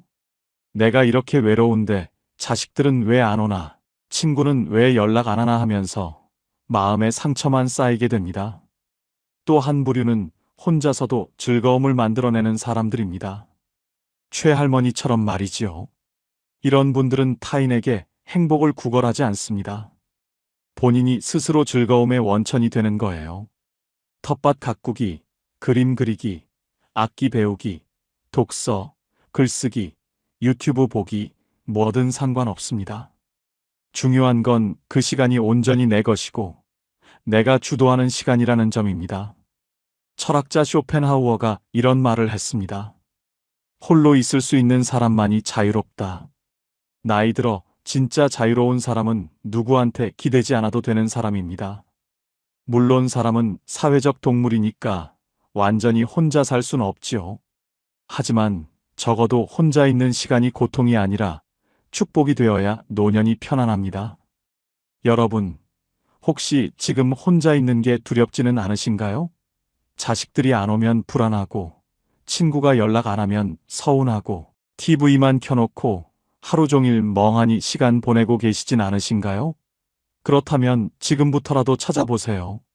내가 정말 좋아하는 게 뭔지, 시간 가는 줄 모르고 빠져드는 게 뭔지, 그게 바로 여러분의 노년을 지켜줄 무기가 될 겁니다. 혼자서도 기가 막히게 잘 노는 사람. 그런 사람은 외롭지 않습니다. 아니, 정확히 말하면 고독을 즐길 줄 압니다. 고독과 외로움은 다릅니다. 외로움은 고통이지만 고독은 선물이거든요. 네 번째, 돈 걱정 없이 두 다리 뻗고 잠드는 사람입니다. 여기서 오해하지 말아야 할 게 있습니다. 제가 말하는 건 수십억 자산가가 되라는 게 아니에요. 그저 분수에 맞게 쓸 돈이 준비되어 있으면 된다는 겁니다. 강 할아버지라는 분이 계셨습니다. 평생 중소기업에서 일하시다 은퇴하셨는데 재산이라고 해봐야 작은 아파트 한 채와 예금 몇 천만 원이 전부였어요. 자식들한테 물려줄 만한 큰 돈도 없고 해외여행 다닐 여유도 없었습니다. 하지만 이 할아버지는 늘 마음이 편안해 보이셨어요. 제가 어느 날 여쭤봤습니다. 할아버지, 노후 준비 잘하신 것 같아요. 그랬더니 할아버지가 이렇게 말씀하셨습니다. 잘하긴. 나 별로 가진 거 없어. 그냥 내일 먹을 쌀 걱정 안 하고 아프면 병원 갈 돈 있고 가끔 손주들 용돈 줄 수 있으면 그걸로 됐지 뭐. 욕심 안 내면 사는 게 별로 안 힘들더라고. 여러분, 이게 핵심입니다. 노후에 필요한 돈은 생각보다 많지 않습니다. 물론 병원비, 생활비, 여가비 이런 것들이 필요하긴 하지만 가장 중요한 건 마음의 안정이에요. 내일 당장 쌀이 떨어질까봐 조마조마하지 않고 갑자기 아파도 병원 갈 돈이 있다는 확신, 이게 노년의 평화를 만듭니다. 반대로 돈은 많은데 불안한 사람들도 있습니다. 제가 아는 한 할머니는 자식들한테 이미 재산을 다 물려주셨어요. 내가 죽으면 너희가 상속세 내느라 힘들까봐 하시면서 미리 증여하신 거지요. 그런데 문제가 뭐였는지 아십니까? 정작 본인 수중엔 돈이 별로 없게 된 겁니다. 자식들이 효자고 효녀니까 생활비는 대주지만 그래도 할머니는 늘 불안하셨어요. 내가 오래 살면 애들한테 짐이 되는 거 아닐까? 이런 걱정에 밤잠을 설치셨다고 합니다. 여기서 우리가 배울 교훈이 있습니다. 자식한테 재산을 물려주는 건 좋은데 본인 몫은 반드시 남겨놔야 한다는 겁니다. 죽는 날까지 본인이 쓸 돈은 본인이 직접 쥐고 있어야 해요. 그래야 자식들 앞에서도 당당하고 갑자기 목돈이 필요해도 누구한테 손 안 벌립니다. 돈이라는 건 이상합니다. 있으면 있는 대로 없으면 없는 대로 사는 게 인생인데 막상 노년이 되면 돈이 단순한 물질이 아니라 심리적 안전망이 되거든요. 통장에 찍힌 숫자가 많고 적음을 떠나서 나 지금 괜찮아. 당분간 걱정 없어. 이렇게 생각할 수 있느냐 없느냐가 삶의 질을 완전히 바꿔놓습니다. 그래서 말씀드립니다. 여러분이 지금 60대, 70대 초반이시라면 자식한테 미리 다 주지 마세요. 집도 그렇고 현금도 그렇고 최소한 본인이 90세, 100세까지 살 거 생각하고 넉넉하게 남겨두세요. 자식들이 아버지, 어머니, 증여하면 세금 절약돼요. 이렇게 말할 수도 있는데 절대 속지 마세요. 세금 아끼려다가 노년의 자존감 잃으면 그게 무슨 소용입니까? 강 할아버지는 지금도 그 작은 아파트에서 편안하게 사십니다. 자식들한테 물려준 건 없지만 자식들이 오히려 할아버지를 더 존중합니다. 왜냐하면 할아버지는 아직도 경제적으로 독립적이시거든요. 돈 달라고 안 하고 오히려 명절 때마다 용돈을 주시니까 자식들 입장에서도 부담 없고 편한 겁니다. 여러분, 돈 걱정 없이 두 다리 뻗고 잔다는 게 뭔지 아십니까? 밤에 누워서 내일 뭘 먹지? 병원비는 어떡하지? 자식한테 또 손 벌려야 하나? 이런 생각 안 하는 겁니다. 그냥 편안하게 눈 감고 오늘도 괜찮았어. 내일도 괜찮을 거야. 이렇게 생각하며 잠드는 겁니다. 5번째, 내 몸이 내 말을 잘 듣는 사람입니다. 이게 정말 중요합니다. 아무리 돈이 많아도, 아무리 자식이 잘나도 내 몸을 내가 제어할 수 없으면 행복하기 어렵습니다. 조 할아버지라는 분이 계셨어요. 젊었을 때 사업을 크게 하셔서 재산이 꽤 많으셨습니다. 서울에 아파트도 여러 채 있고 자식들도 다 잘 컸어요. 그런데 70대 중반에 중풍이 오셨습니다. 왼쪽 몸이 마비되면서 걷지도 못하고 말도 어눌해지셨어요. 자식들이 좋은 요양병원에 모시고 간병인도 붙여드렸지만 할아버지 표정은 늘 어두웠습니다. 어느 날 제가 병문안을 갔더니 할아버지가 눈물을 글썽이시면서 이렇게 말씀하시더군요. 말이 잘 안 나오셔서 한참을 애쓰셨는데 간신히 이렇게 말씀하셨습니다. 돈이 소용없더라. 화장실도 혼자 못 가는데 그 말을 듣고 저는 가슴이 먹먹했습니다. 평생 돈 벌느라 고생하시고 자식들 잘 키우시고 이제 편하게 사실 나이인데 정작 본인 몸을 본인이 컨트롤할 수 없으니 모든 게 무의미해진 겁니다.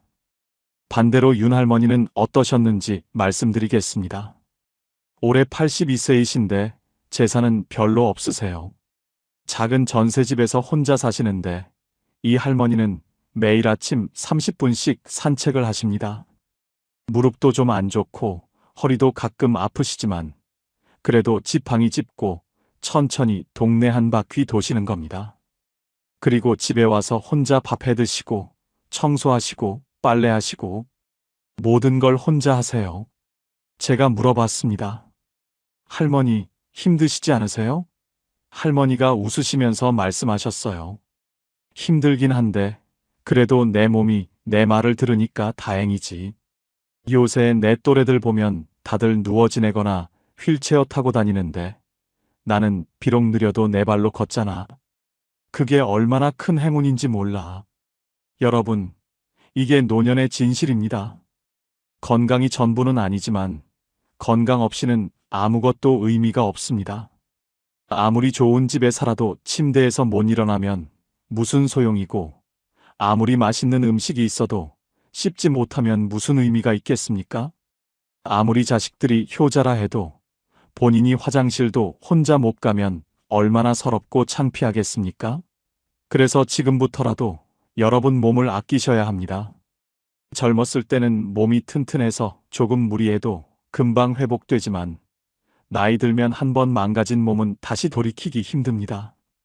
무릎이 아프면 무리하지 말고 허리가 안 좋으면 쉬고 당뇨가 있으면 음식 조절하고 고혈압이 있으면 약 꼬박꼬박 챙겨 드시고 나 이제 늙었는데 뭐 건강관리를 해? 이렇게 포기하시는 분들이 계시는데 절대 그러지 마세요. 70대도 80대도 지금부터 관리하면 달라집니다.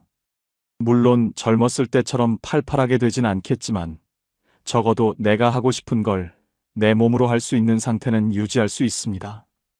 윤 할머니는 82세에도 본인이 먹고 싶은 반찬을 직접 만들어 드시고 청소하시고 빨래하시고 산책도 하십니다. 물론 예전처럼 빠르게 못 하시고 중간중간 쉬면서 하시지만 그래도 본인이 직접 하신다는 게 중요합니다. 그게 자존감을 지켜줍니다. 나 아직 쓸모 있어. 아직 할 수 있어. 이런 생각이 노년을 버티게 해주는 힘이거든요. 내 몸이 내 말을 잘 듣는 사람. 비록 여기저기 쑤시고 아파도 그래도 내가 원하는 대로 움직일 수 있다면 그것만으로도 엄청난 축복입니다. 6번째, 부탁하지 않아도 되는 사람입니다. 나이 들수록 가장 서러운 순간이 언제인지 아십니까? 바로 누군가에게 뭔가를 부탁해야 할 때입니다. 장할머니라는 분이 계셨습니다. 혼자 사시는데 어느 날 은행에 가셔야 할 일이 있으셨대요.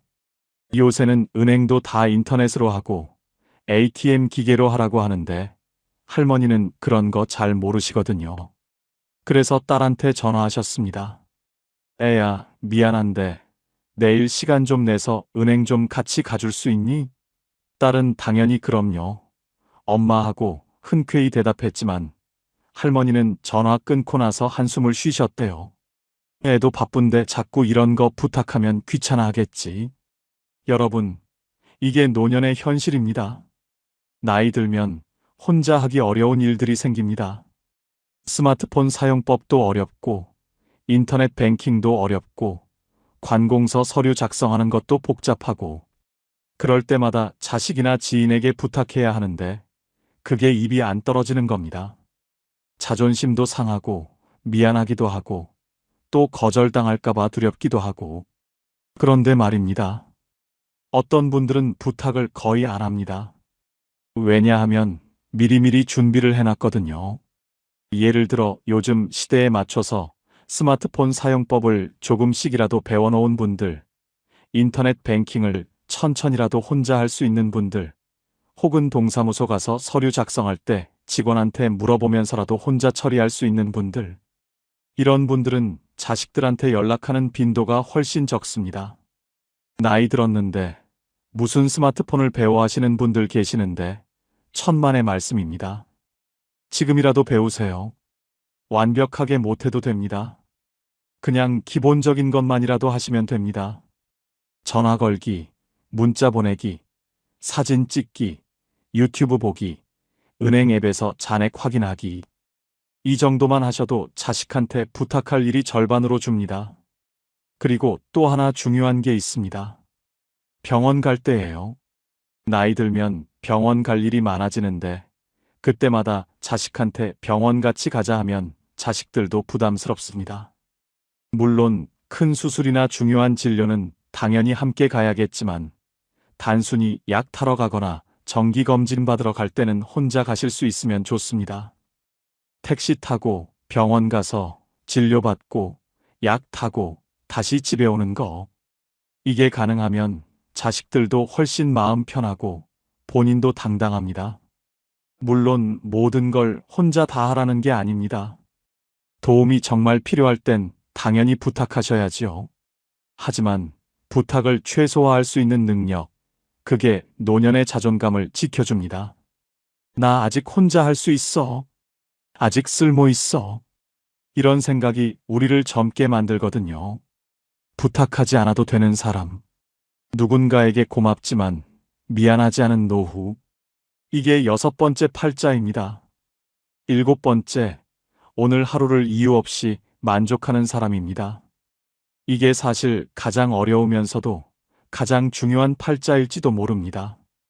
여러분, 혹시 요즘 이런 생각하시진 않으신가요? 오늘 뭐 특별한 일도 없었는데 그냥 평범하게 밥 먹고 TV 보고 그렇게 하루가 갔네 그러면서 왠지 허전하고 공허한 느낌. 뭔가 의미 있는 일을 해야 할 것 같은데 막상 하루를 돌아보면 별로 한 게 없는 것 같고 이런 마음 말입니다. 그런데 정할아버지는 다르셨습니다. 올해 78세이신데 이분은 특별한 취미도 없고 큰 계획도 없으세요. 그냥 아침에 일어나서 세수하고, 아침 먹고, 동네 한 바퀴 걷고, 점심 먹고, 낮잠 자고, 저녁 먹고, TV 보다가 책 조금 읽고 주무세요. 매일 똑같은 일상입니다. 제가 물어봤습니다. 할아버지, 매일 똑같은데 심심하지 않으세요? 할아버지가 웃으시면서 이렇게 대답하셨어요. 심심하긴. 근데 있잖아. 나 이 나이까지 살면서 깨달은 게 하나 있어. 특별한 일이 없다는 게 얼마나 큰 행운인지.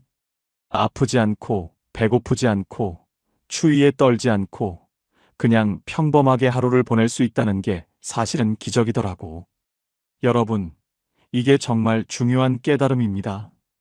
우리는 평생을 뭔가 특별한 것을 추구하며 살아왔습니다. 더 좋은 직장, 더 큰 집, 더 많은 돈, 자식들의 성공. 늘 무언가를 향해 달려왔죠. 그런데 나이 들면 이제 더 이상 추구할 게 별로 없어집니다. 직장도 은퇴했고, 집도 정해졌고, 자식들도 다 컸고, 그러니까 갑자기 허전해지는 겁니다. 이제 뭘 하며 살지? 하지만 정할아버지는 다른 관점을 가지고 계셨습니다. 뭘 하며 사나가 아니라 살아있다는 것 자체에 감사하신 거예요. 아침에 눈 떠서 따뜻한 물로 세수할 수 있고, 밥을 씹어 먹을 수 있고, 동네를 걸을 수 있고, 햇볕을 쬐을 수 있고, 밤에 편안하게 잠들 수 있는 것. 이게 다 특별한 일이라고 생각하신 겁니다. 조선시대 학자 정양용 선생이 이런 말씀을 하셨습니다. 평범한 하루가 쌓여 비범한 인생이 된다. 매일 특별한 일이 있어야 행복한 게 아니라 평범한 하루를 감사히 받아들일 수 있는 마음이 진짜 행복이라는 뜻이겠지요. 그래서 말씀드립니다. 여러분, 오늘 하루 특별한 일 없으셨나요? 그럼 그게 오히려 감사한 일입니다. 큰 사고 없었고, 큰 병 걸리지 않았고, 자식들한테 나쁜 소식 없었고, 그냥 조용히 하루가 지나갔다면 그게 바로 축복입니다.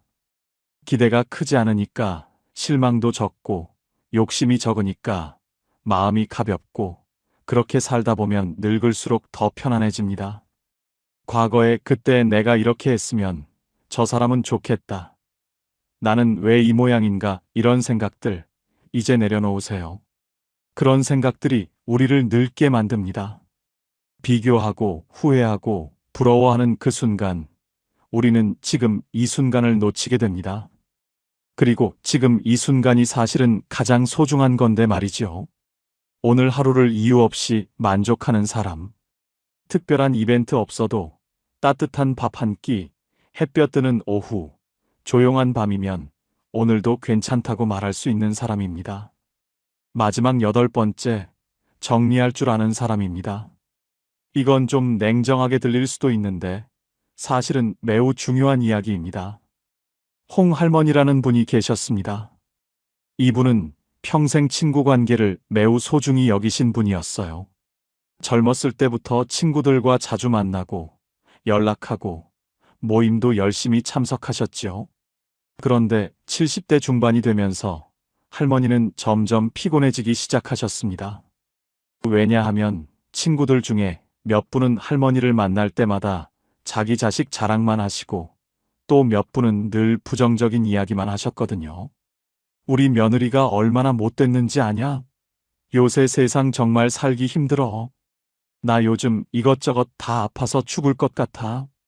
만날 때마다 이런 이야기만 듣다 보니 할머니는 친구 만나고 나면 오히려 기분이 안 좋아졌습니다.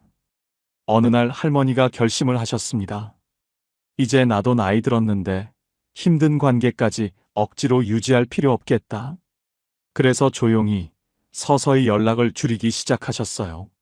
먼저 전화 안 하고 모임 참석도 빼기 시작하고 처음엔 좀 미안하고 불안하셨대요. 내가 너무 이기적인 건가? 친구들이 서운해하면 어떡하지? 그런데 시간이 지나니까 오히려 마음이 편해지더랍니다. 지금 할머니는 진짜 편한 친구 2~3명하고만 연락하며 지내십니다. 만나면 서로 기분 좋아지고 웃음이 나오고 헤어질 때 아쉬운 그런 친구들이요. 할머니가 말씀하시더군요. 나이 들수록 사람은 많을수록 좋은 게 아니더라. 편한 사람만 남아야 해. 외로움보다 더 사람을 늙게 만드는 건 억지 관계에서 오는 피로야. 여러분, 이게 정말 현명한 말씀입니다. 우리는 어렸을 때부터 친구는 많을수록 좋다. 인간관계가 중요하다 이런 말을 들으며 자랐습니다. 물론 틀린 말은 아니에요. 하지만 나이 들면 이야기가 달라집니다. 체력도 떨어지고 시간도 한정되어 있는데 굳이 불편한 관계까지 유지하면서 스트레스 받을 필요가 없는 겁니다.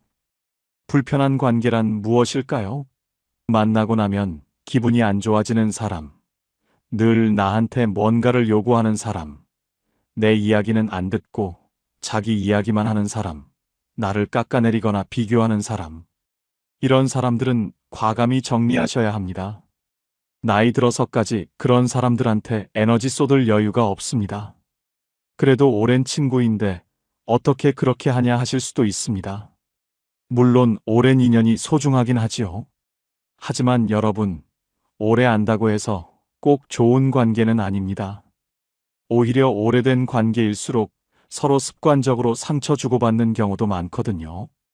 그런 관계라면 정리하는 게 서로에게 좋을 수도 있습니다. 그렇다고 싸우거나 절교 선언할 필요는 없습니다. 그냥 조용히 연락을 줄이면 됩니다. 먼저 전화 안 하고, 모임 참석 안 하고, 그렇게 자연스럽게 멀어지면 됩니다. 처음엔 미안하고 불안할 수 있는데, 조금 지나면, 아, 이게 편하구나 하는 걸 느끼실 겁니다. 그리고 중요한 건, 사람을 정리한다고 해서 외로워지는 게 아니라는 겁니다. 오히려 정리하고 나면, 진짜 소중한 사람들이 보입니다. 만나면 편하고, 웃음이 나오고 서로 힘이 되는 그런 사람들 말이지요. 그런 사람 한두 명만 있어도 노년은 외롭지 않습니다. 연락이 줄어도 불안하지 않은 사람, 혼자여도 초조하지 않은 사람, 불편한 관계는 조용히 내려놓을 줄 아는 사람. 이런 사람은 이미 팔자를 다 타고난 사람입니다. 자, 여러분. 지금까지 나이 들어 세상에서 가장 팔자 좋은 사람의 8가지 특징에 대해 말씀드렸습니다. 다시 한번 정리해 볼까요? 첫째, 죽을 때까지 내 집에서 사는 사람. 둘째, 매달 꼬박꼬박 나오는 연금이 있는 사람. 셋째, 혼자서도 기가 막히게 잘 노는 사람. 넷째, 돈 걱정 없이 두 다리 뻗고 잠드는 사람. 다섯째, 내 몸이 내 말을 잘 듣는 사람. 여섯째, 부탁하지 않아도 되는 사람. 일곱째, 오늘 하루를 이유 없이 만족하는 사람. 여덟째, 사람을 정리할 줄 아는 사람. 혹시 여러분은 이 중에서 몇 가지나 가지고 계신가요? 8개 다 가지고 계시다면 축하드립니다. 여러분은 이미 최고의 팔자를 타고난 분입니다. 4개나 5개 정도 가지고 계시다면 그것도 충분히 훌륭합니다. 완벽한 사람은 없으니까요. 그리고 만약 하나도 없다고 느끼신다면 걱정하지 마세요. 지금부터라도 하나씩 만들어 가시면 됩니다. 중요한 건 말입니다. 이 8가지는 사실 돈이나 지위로 살 수 있는 게 아니라는 겁니다. 이건 태도이고 선택이고 마음가짐입니다. 내 집에서 산다는 건 결국 독립적으로 살겠다는 의지고, 연금이 있다는 건 미리 준비했다는 거고, 혼자 잘 논다는 건 스스로를 사랑한다는 거고, 돈 걱정 없이 잔다는 건 분수를 안다는 거고, 몸이 말을 듣는다는 건 평소에 관리했다는 거고, 부탁 안 한다는 건 자립심이 있다는 거고, 하루에 만족한다는 건 감사할 줄 안다는 거고, 사람을 정리한다는 건 용기가 있다는 겁니다. 결국 이 모든 건 나를 존중하고 나를 지키는 삶으로 귀결됩니다. 나이 들수록 남한테 기대지 않고 남과 비교하지 않고 내 방식대로 당당하게 사는 것. 이게 진짜 팔자 좋은 사람의 모습입니다. 여러분, 오늘 이 이야기를 들으시면서 혹시 마음에 와닿는 부분이 있으셨나요? 아니면 나도 저렇게 살고 싶다 하는 생각이 드셨나요? 그렇다면 오늘부터 작은 것 하나라도 시작해 보세요. 집 정리하기, 연금 알아보기, 혼자 할 수 있는 취미 찾기, 작은 돈이라도 모으기, 산책 시작하기, 스마트폰 배우기, 오늘 하루에 감사하기, 불편한 사람과 거리 두기. 뭐든 좋습니다. 나이 든다는 건 끝이 아니라 새로운 시작입니다. 더 이상 남을 위해 살지 않아도 되는, 오롯이 나를 위해 살 수 있는 시간이거든요. 그러니 부디 여러분의 노년이 비교와 후회가 아닌 평화와 감사로 채워지길 바랍니다. 오늘 이야기가 여러분의 마음에 작은 위로가 되었다면 구독과 좋아요로 저에게 힘을 보태주시면 감사하겠습니다. 친구와 지인들에게 카톡으로 많이 공유해주세요. 여러분 모두 노년의 팔자 좋은 사람으로 사시길 진심으로 응원합니다. 지금까지 황금노후였습니다. 감사합니다.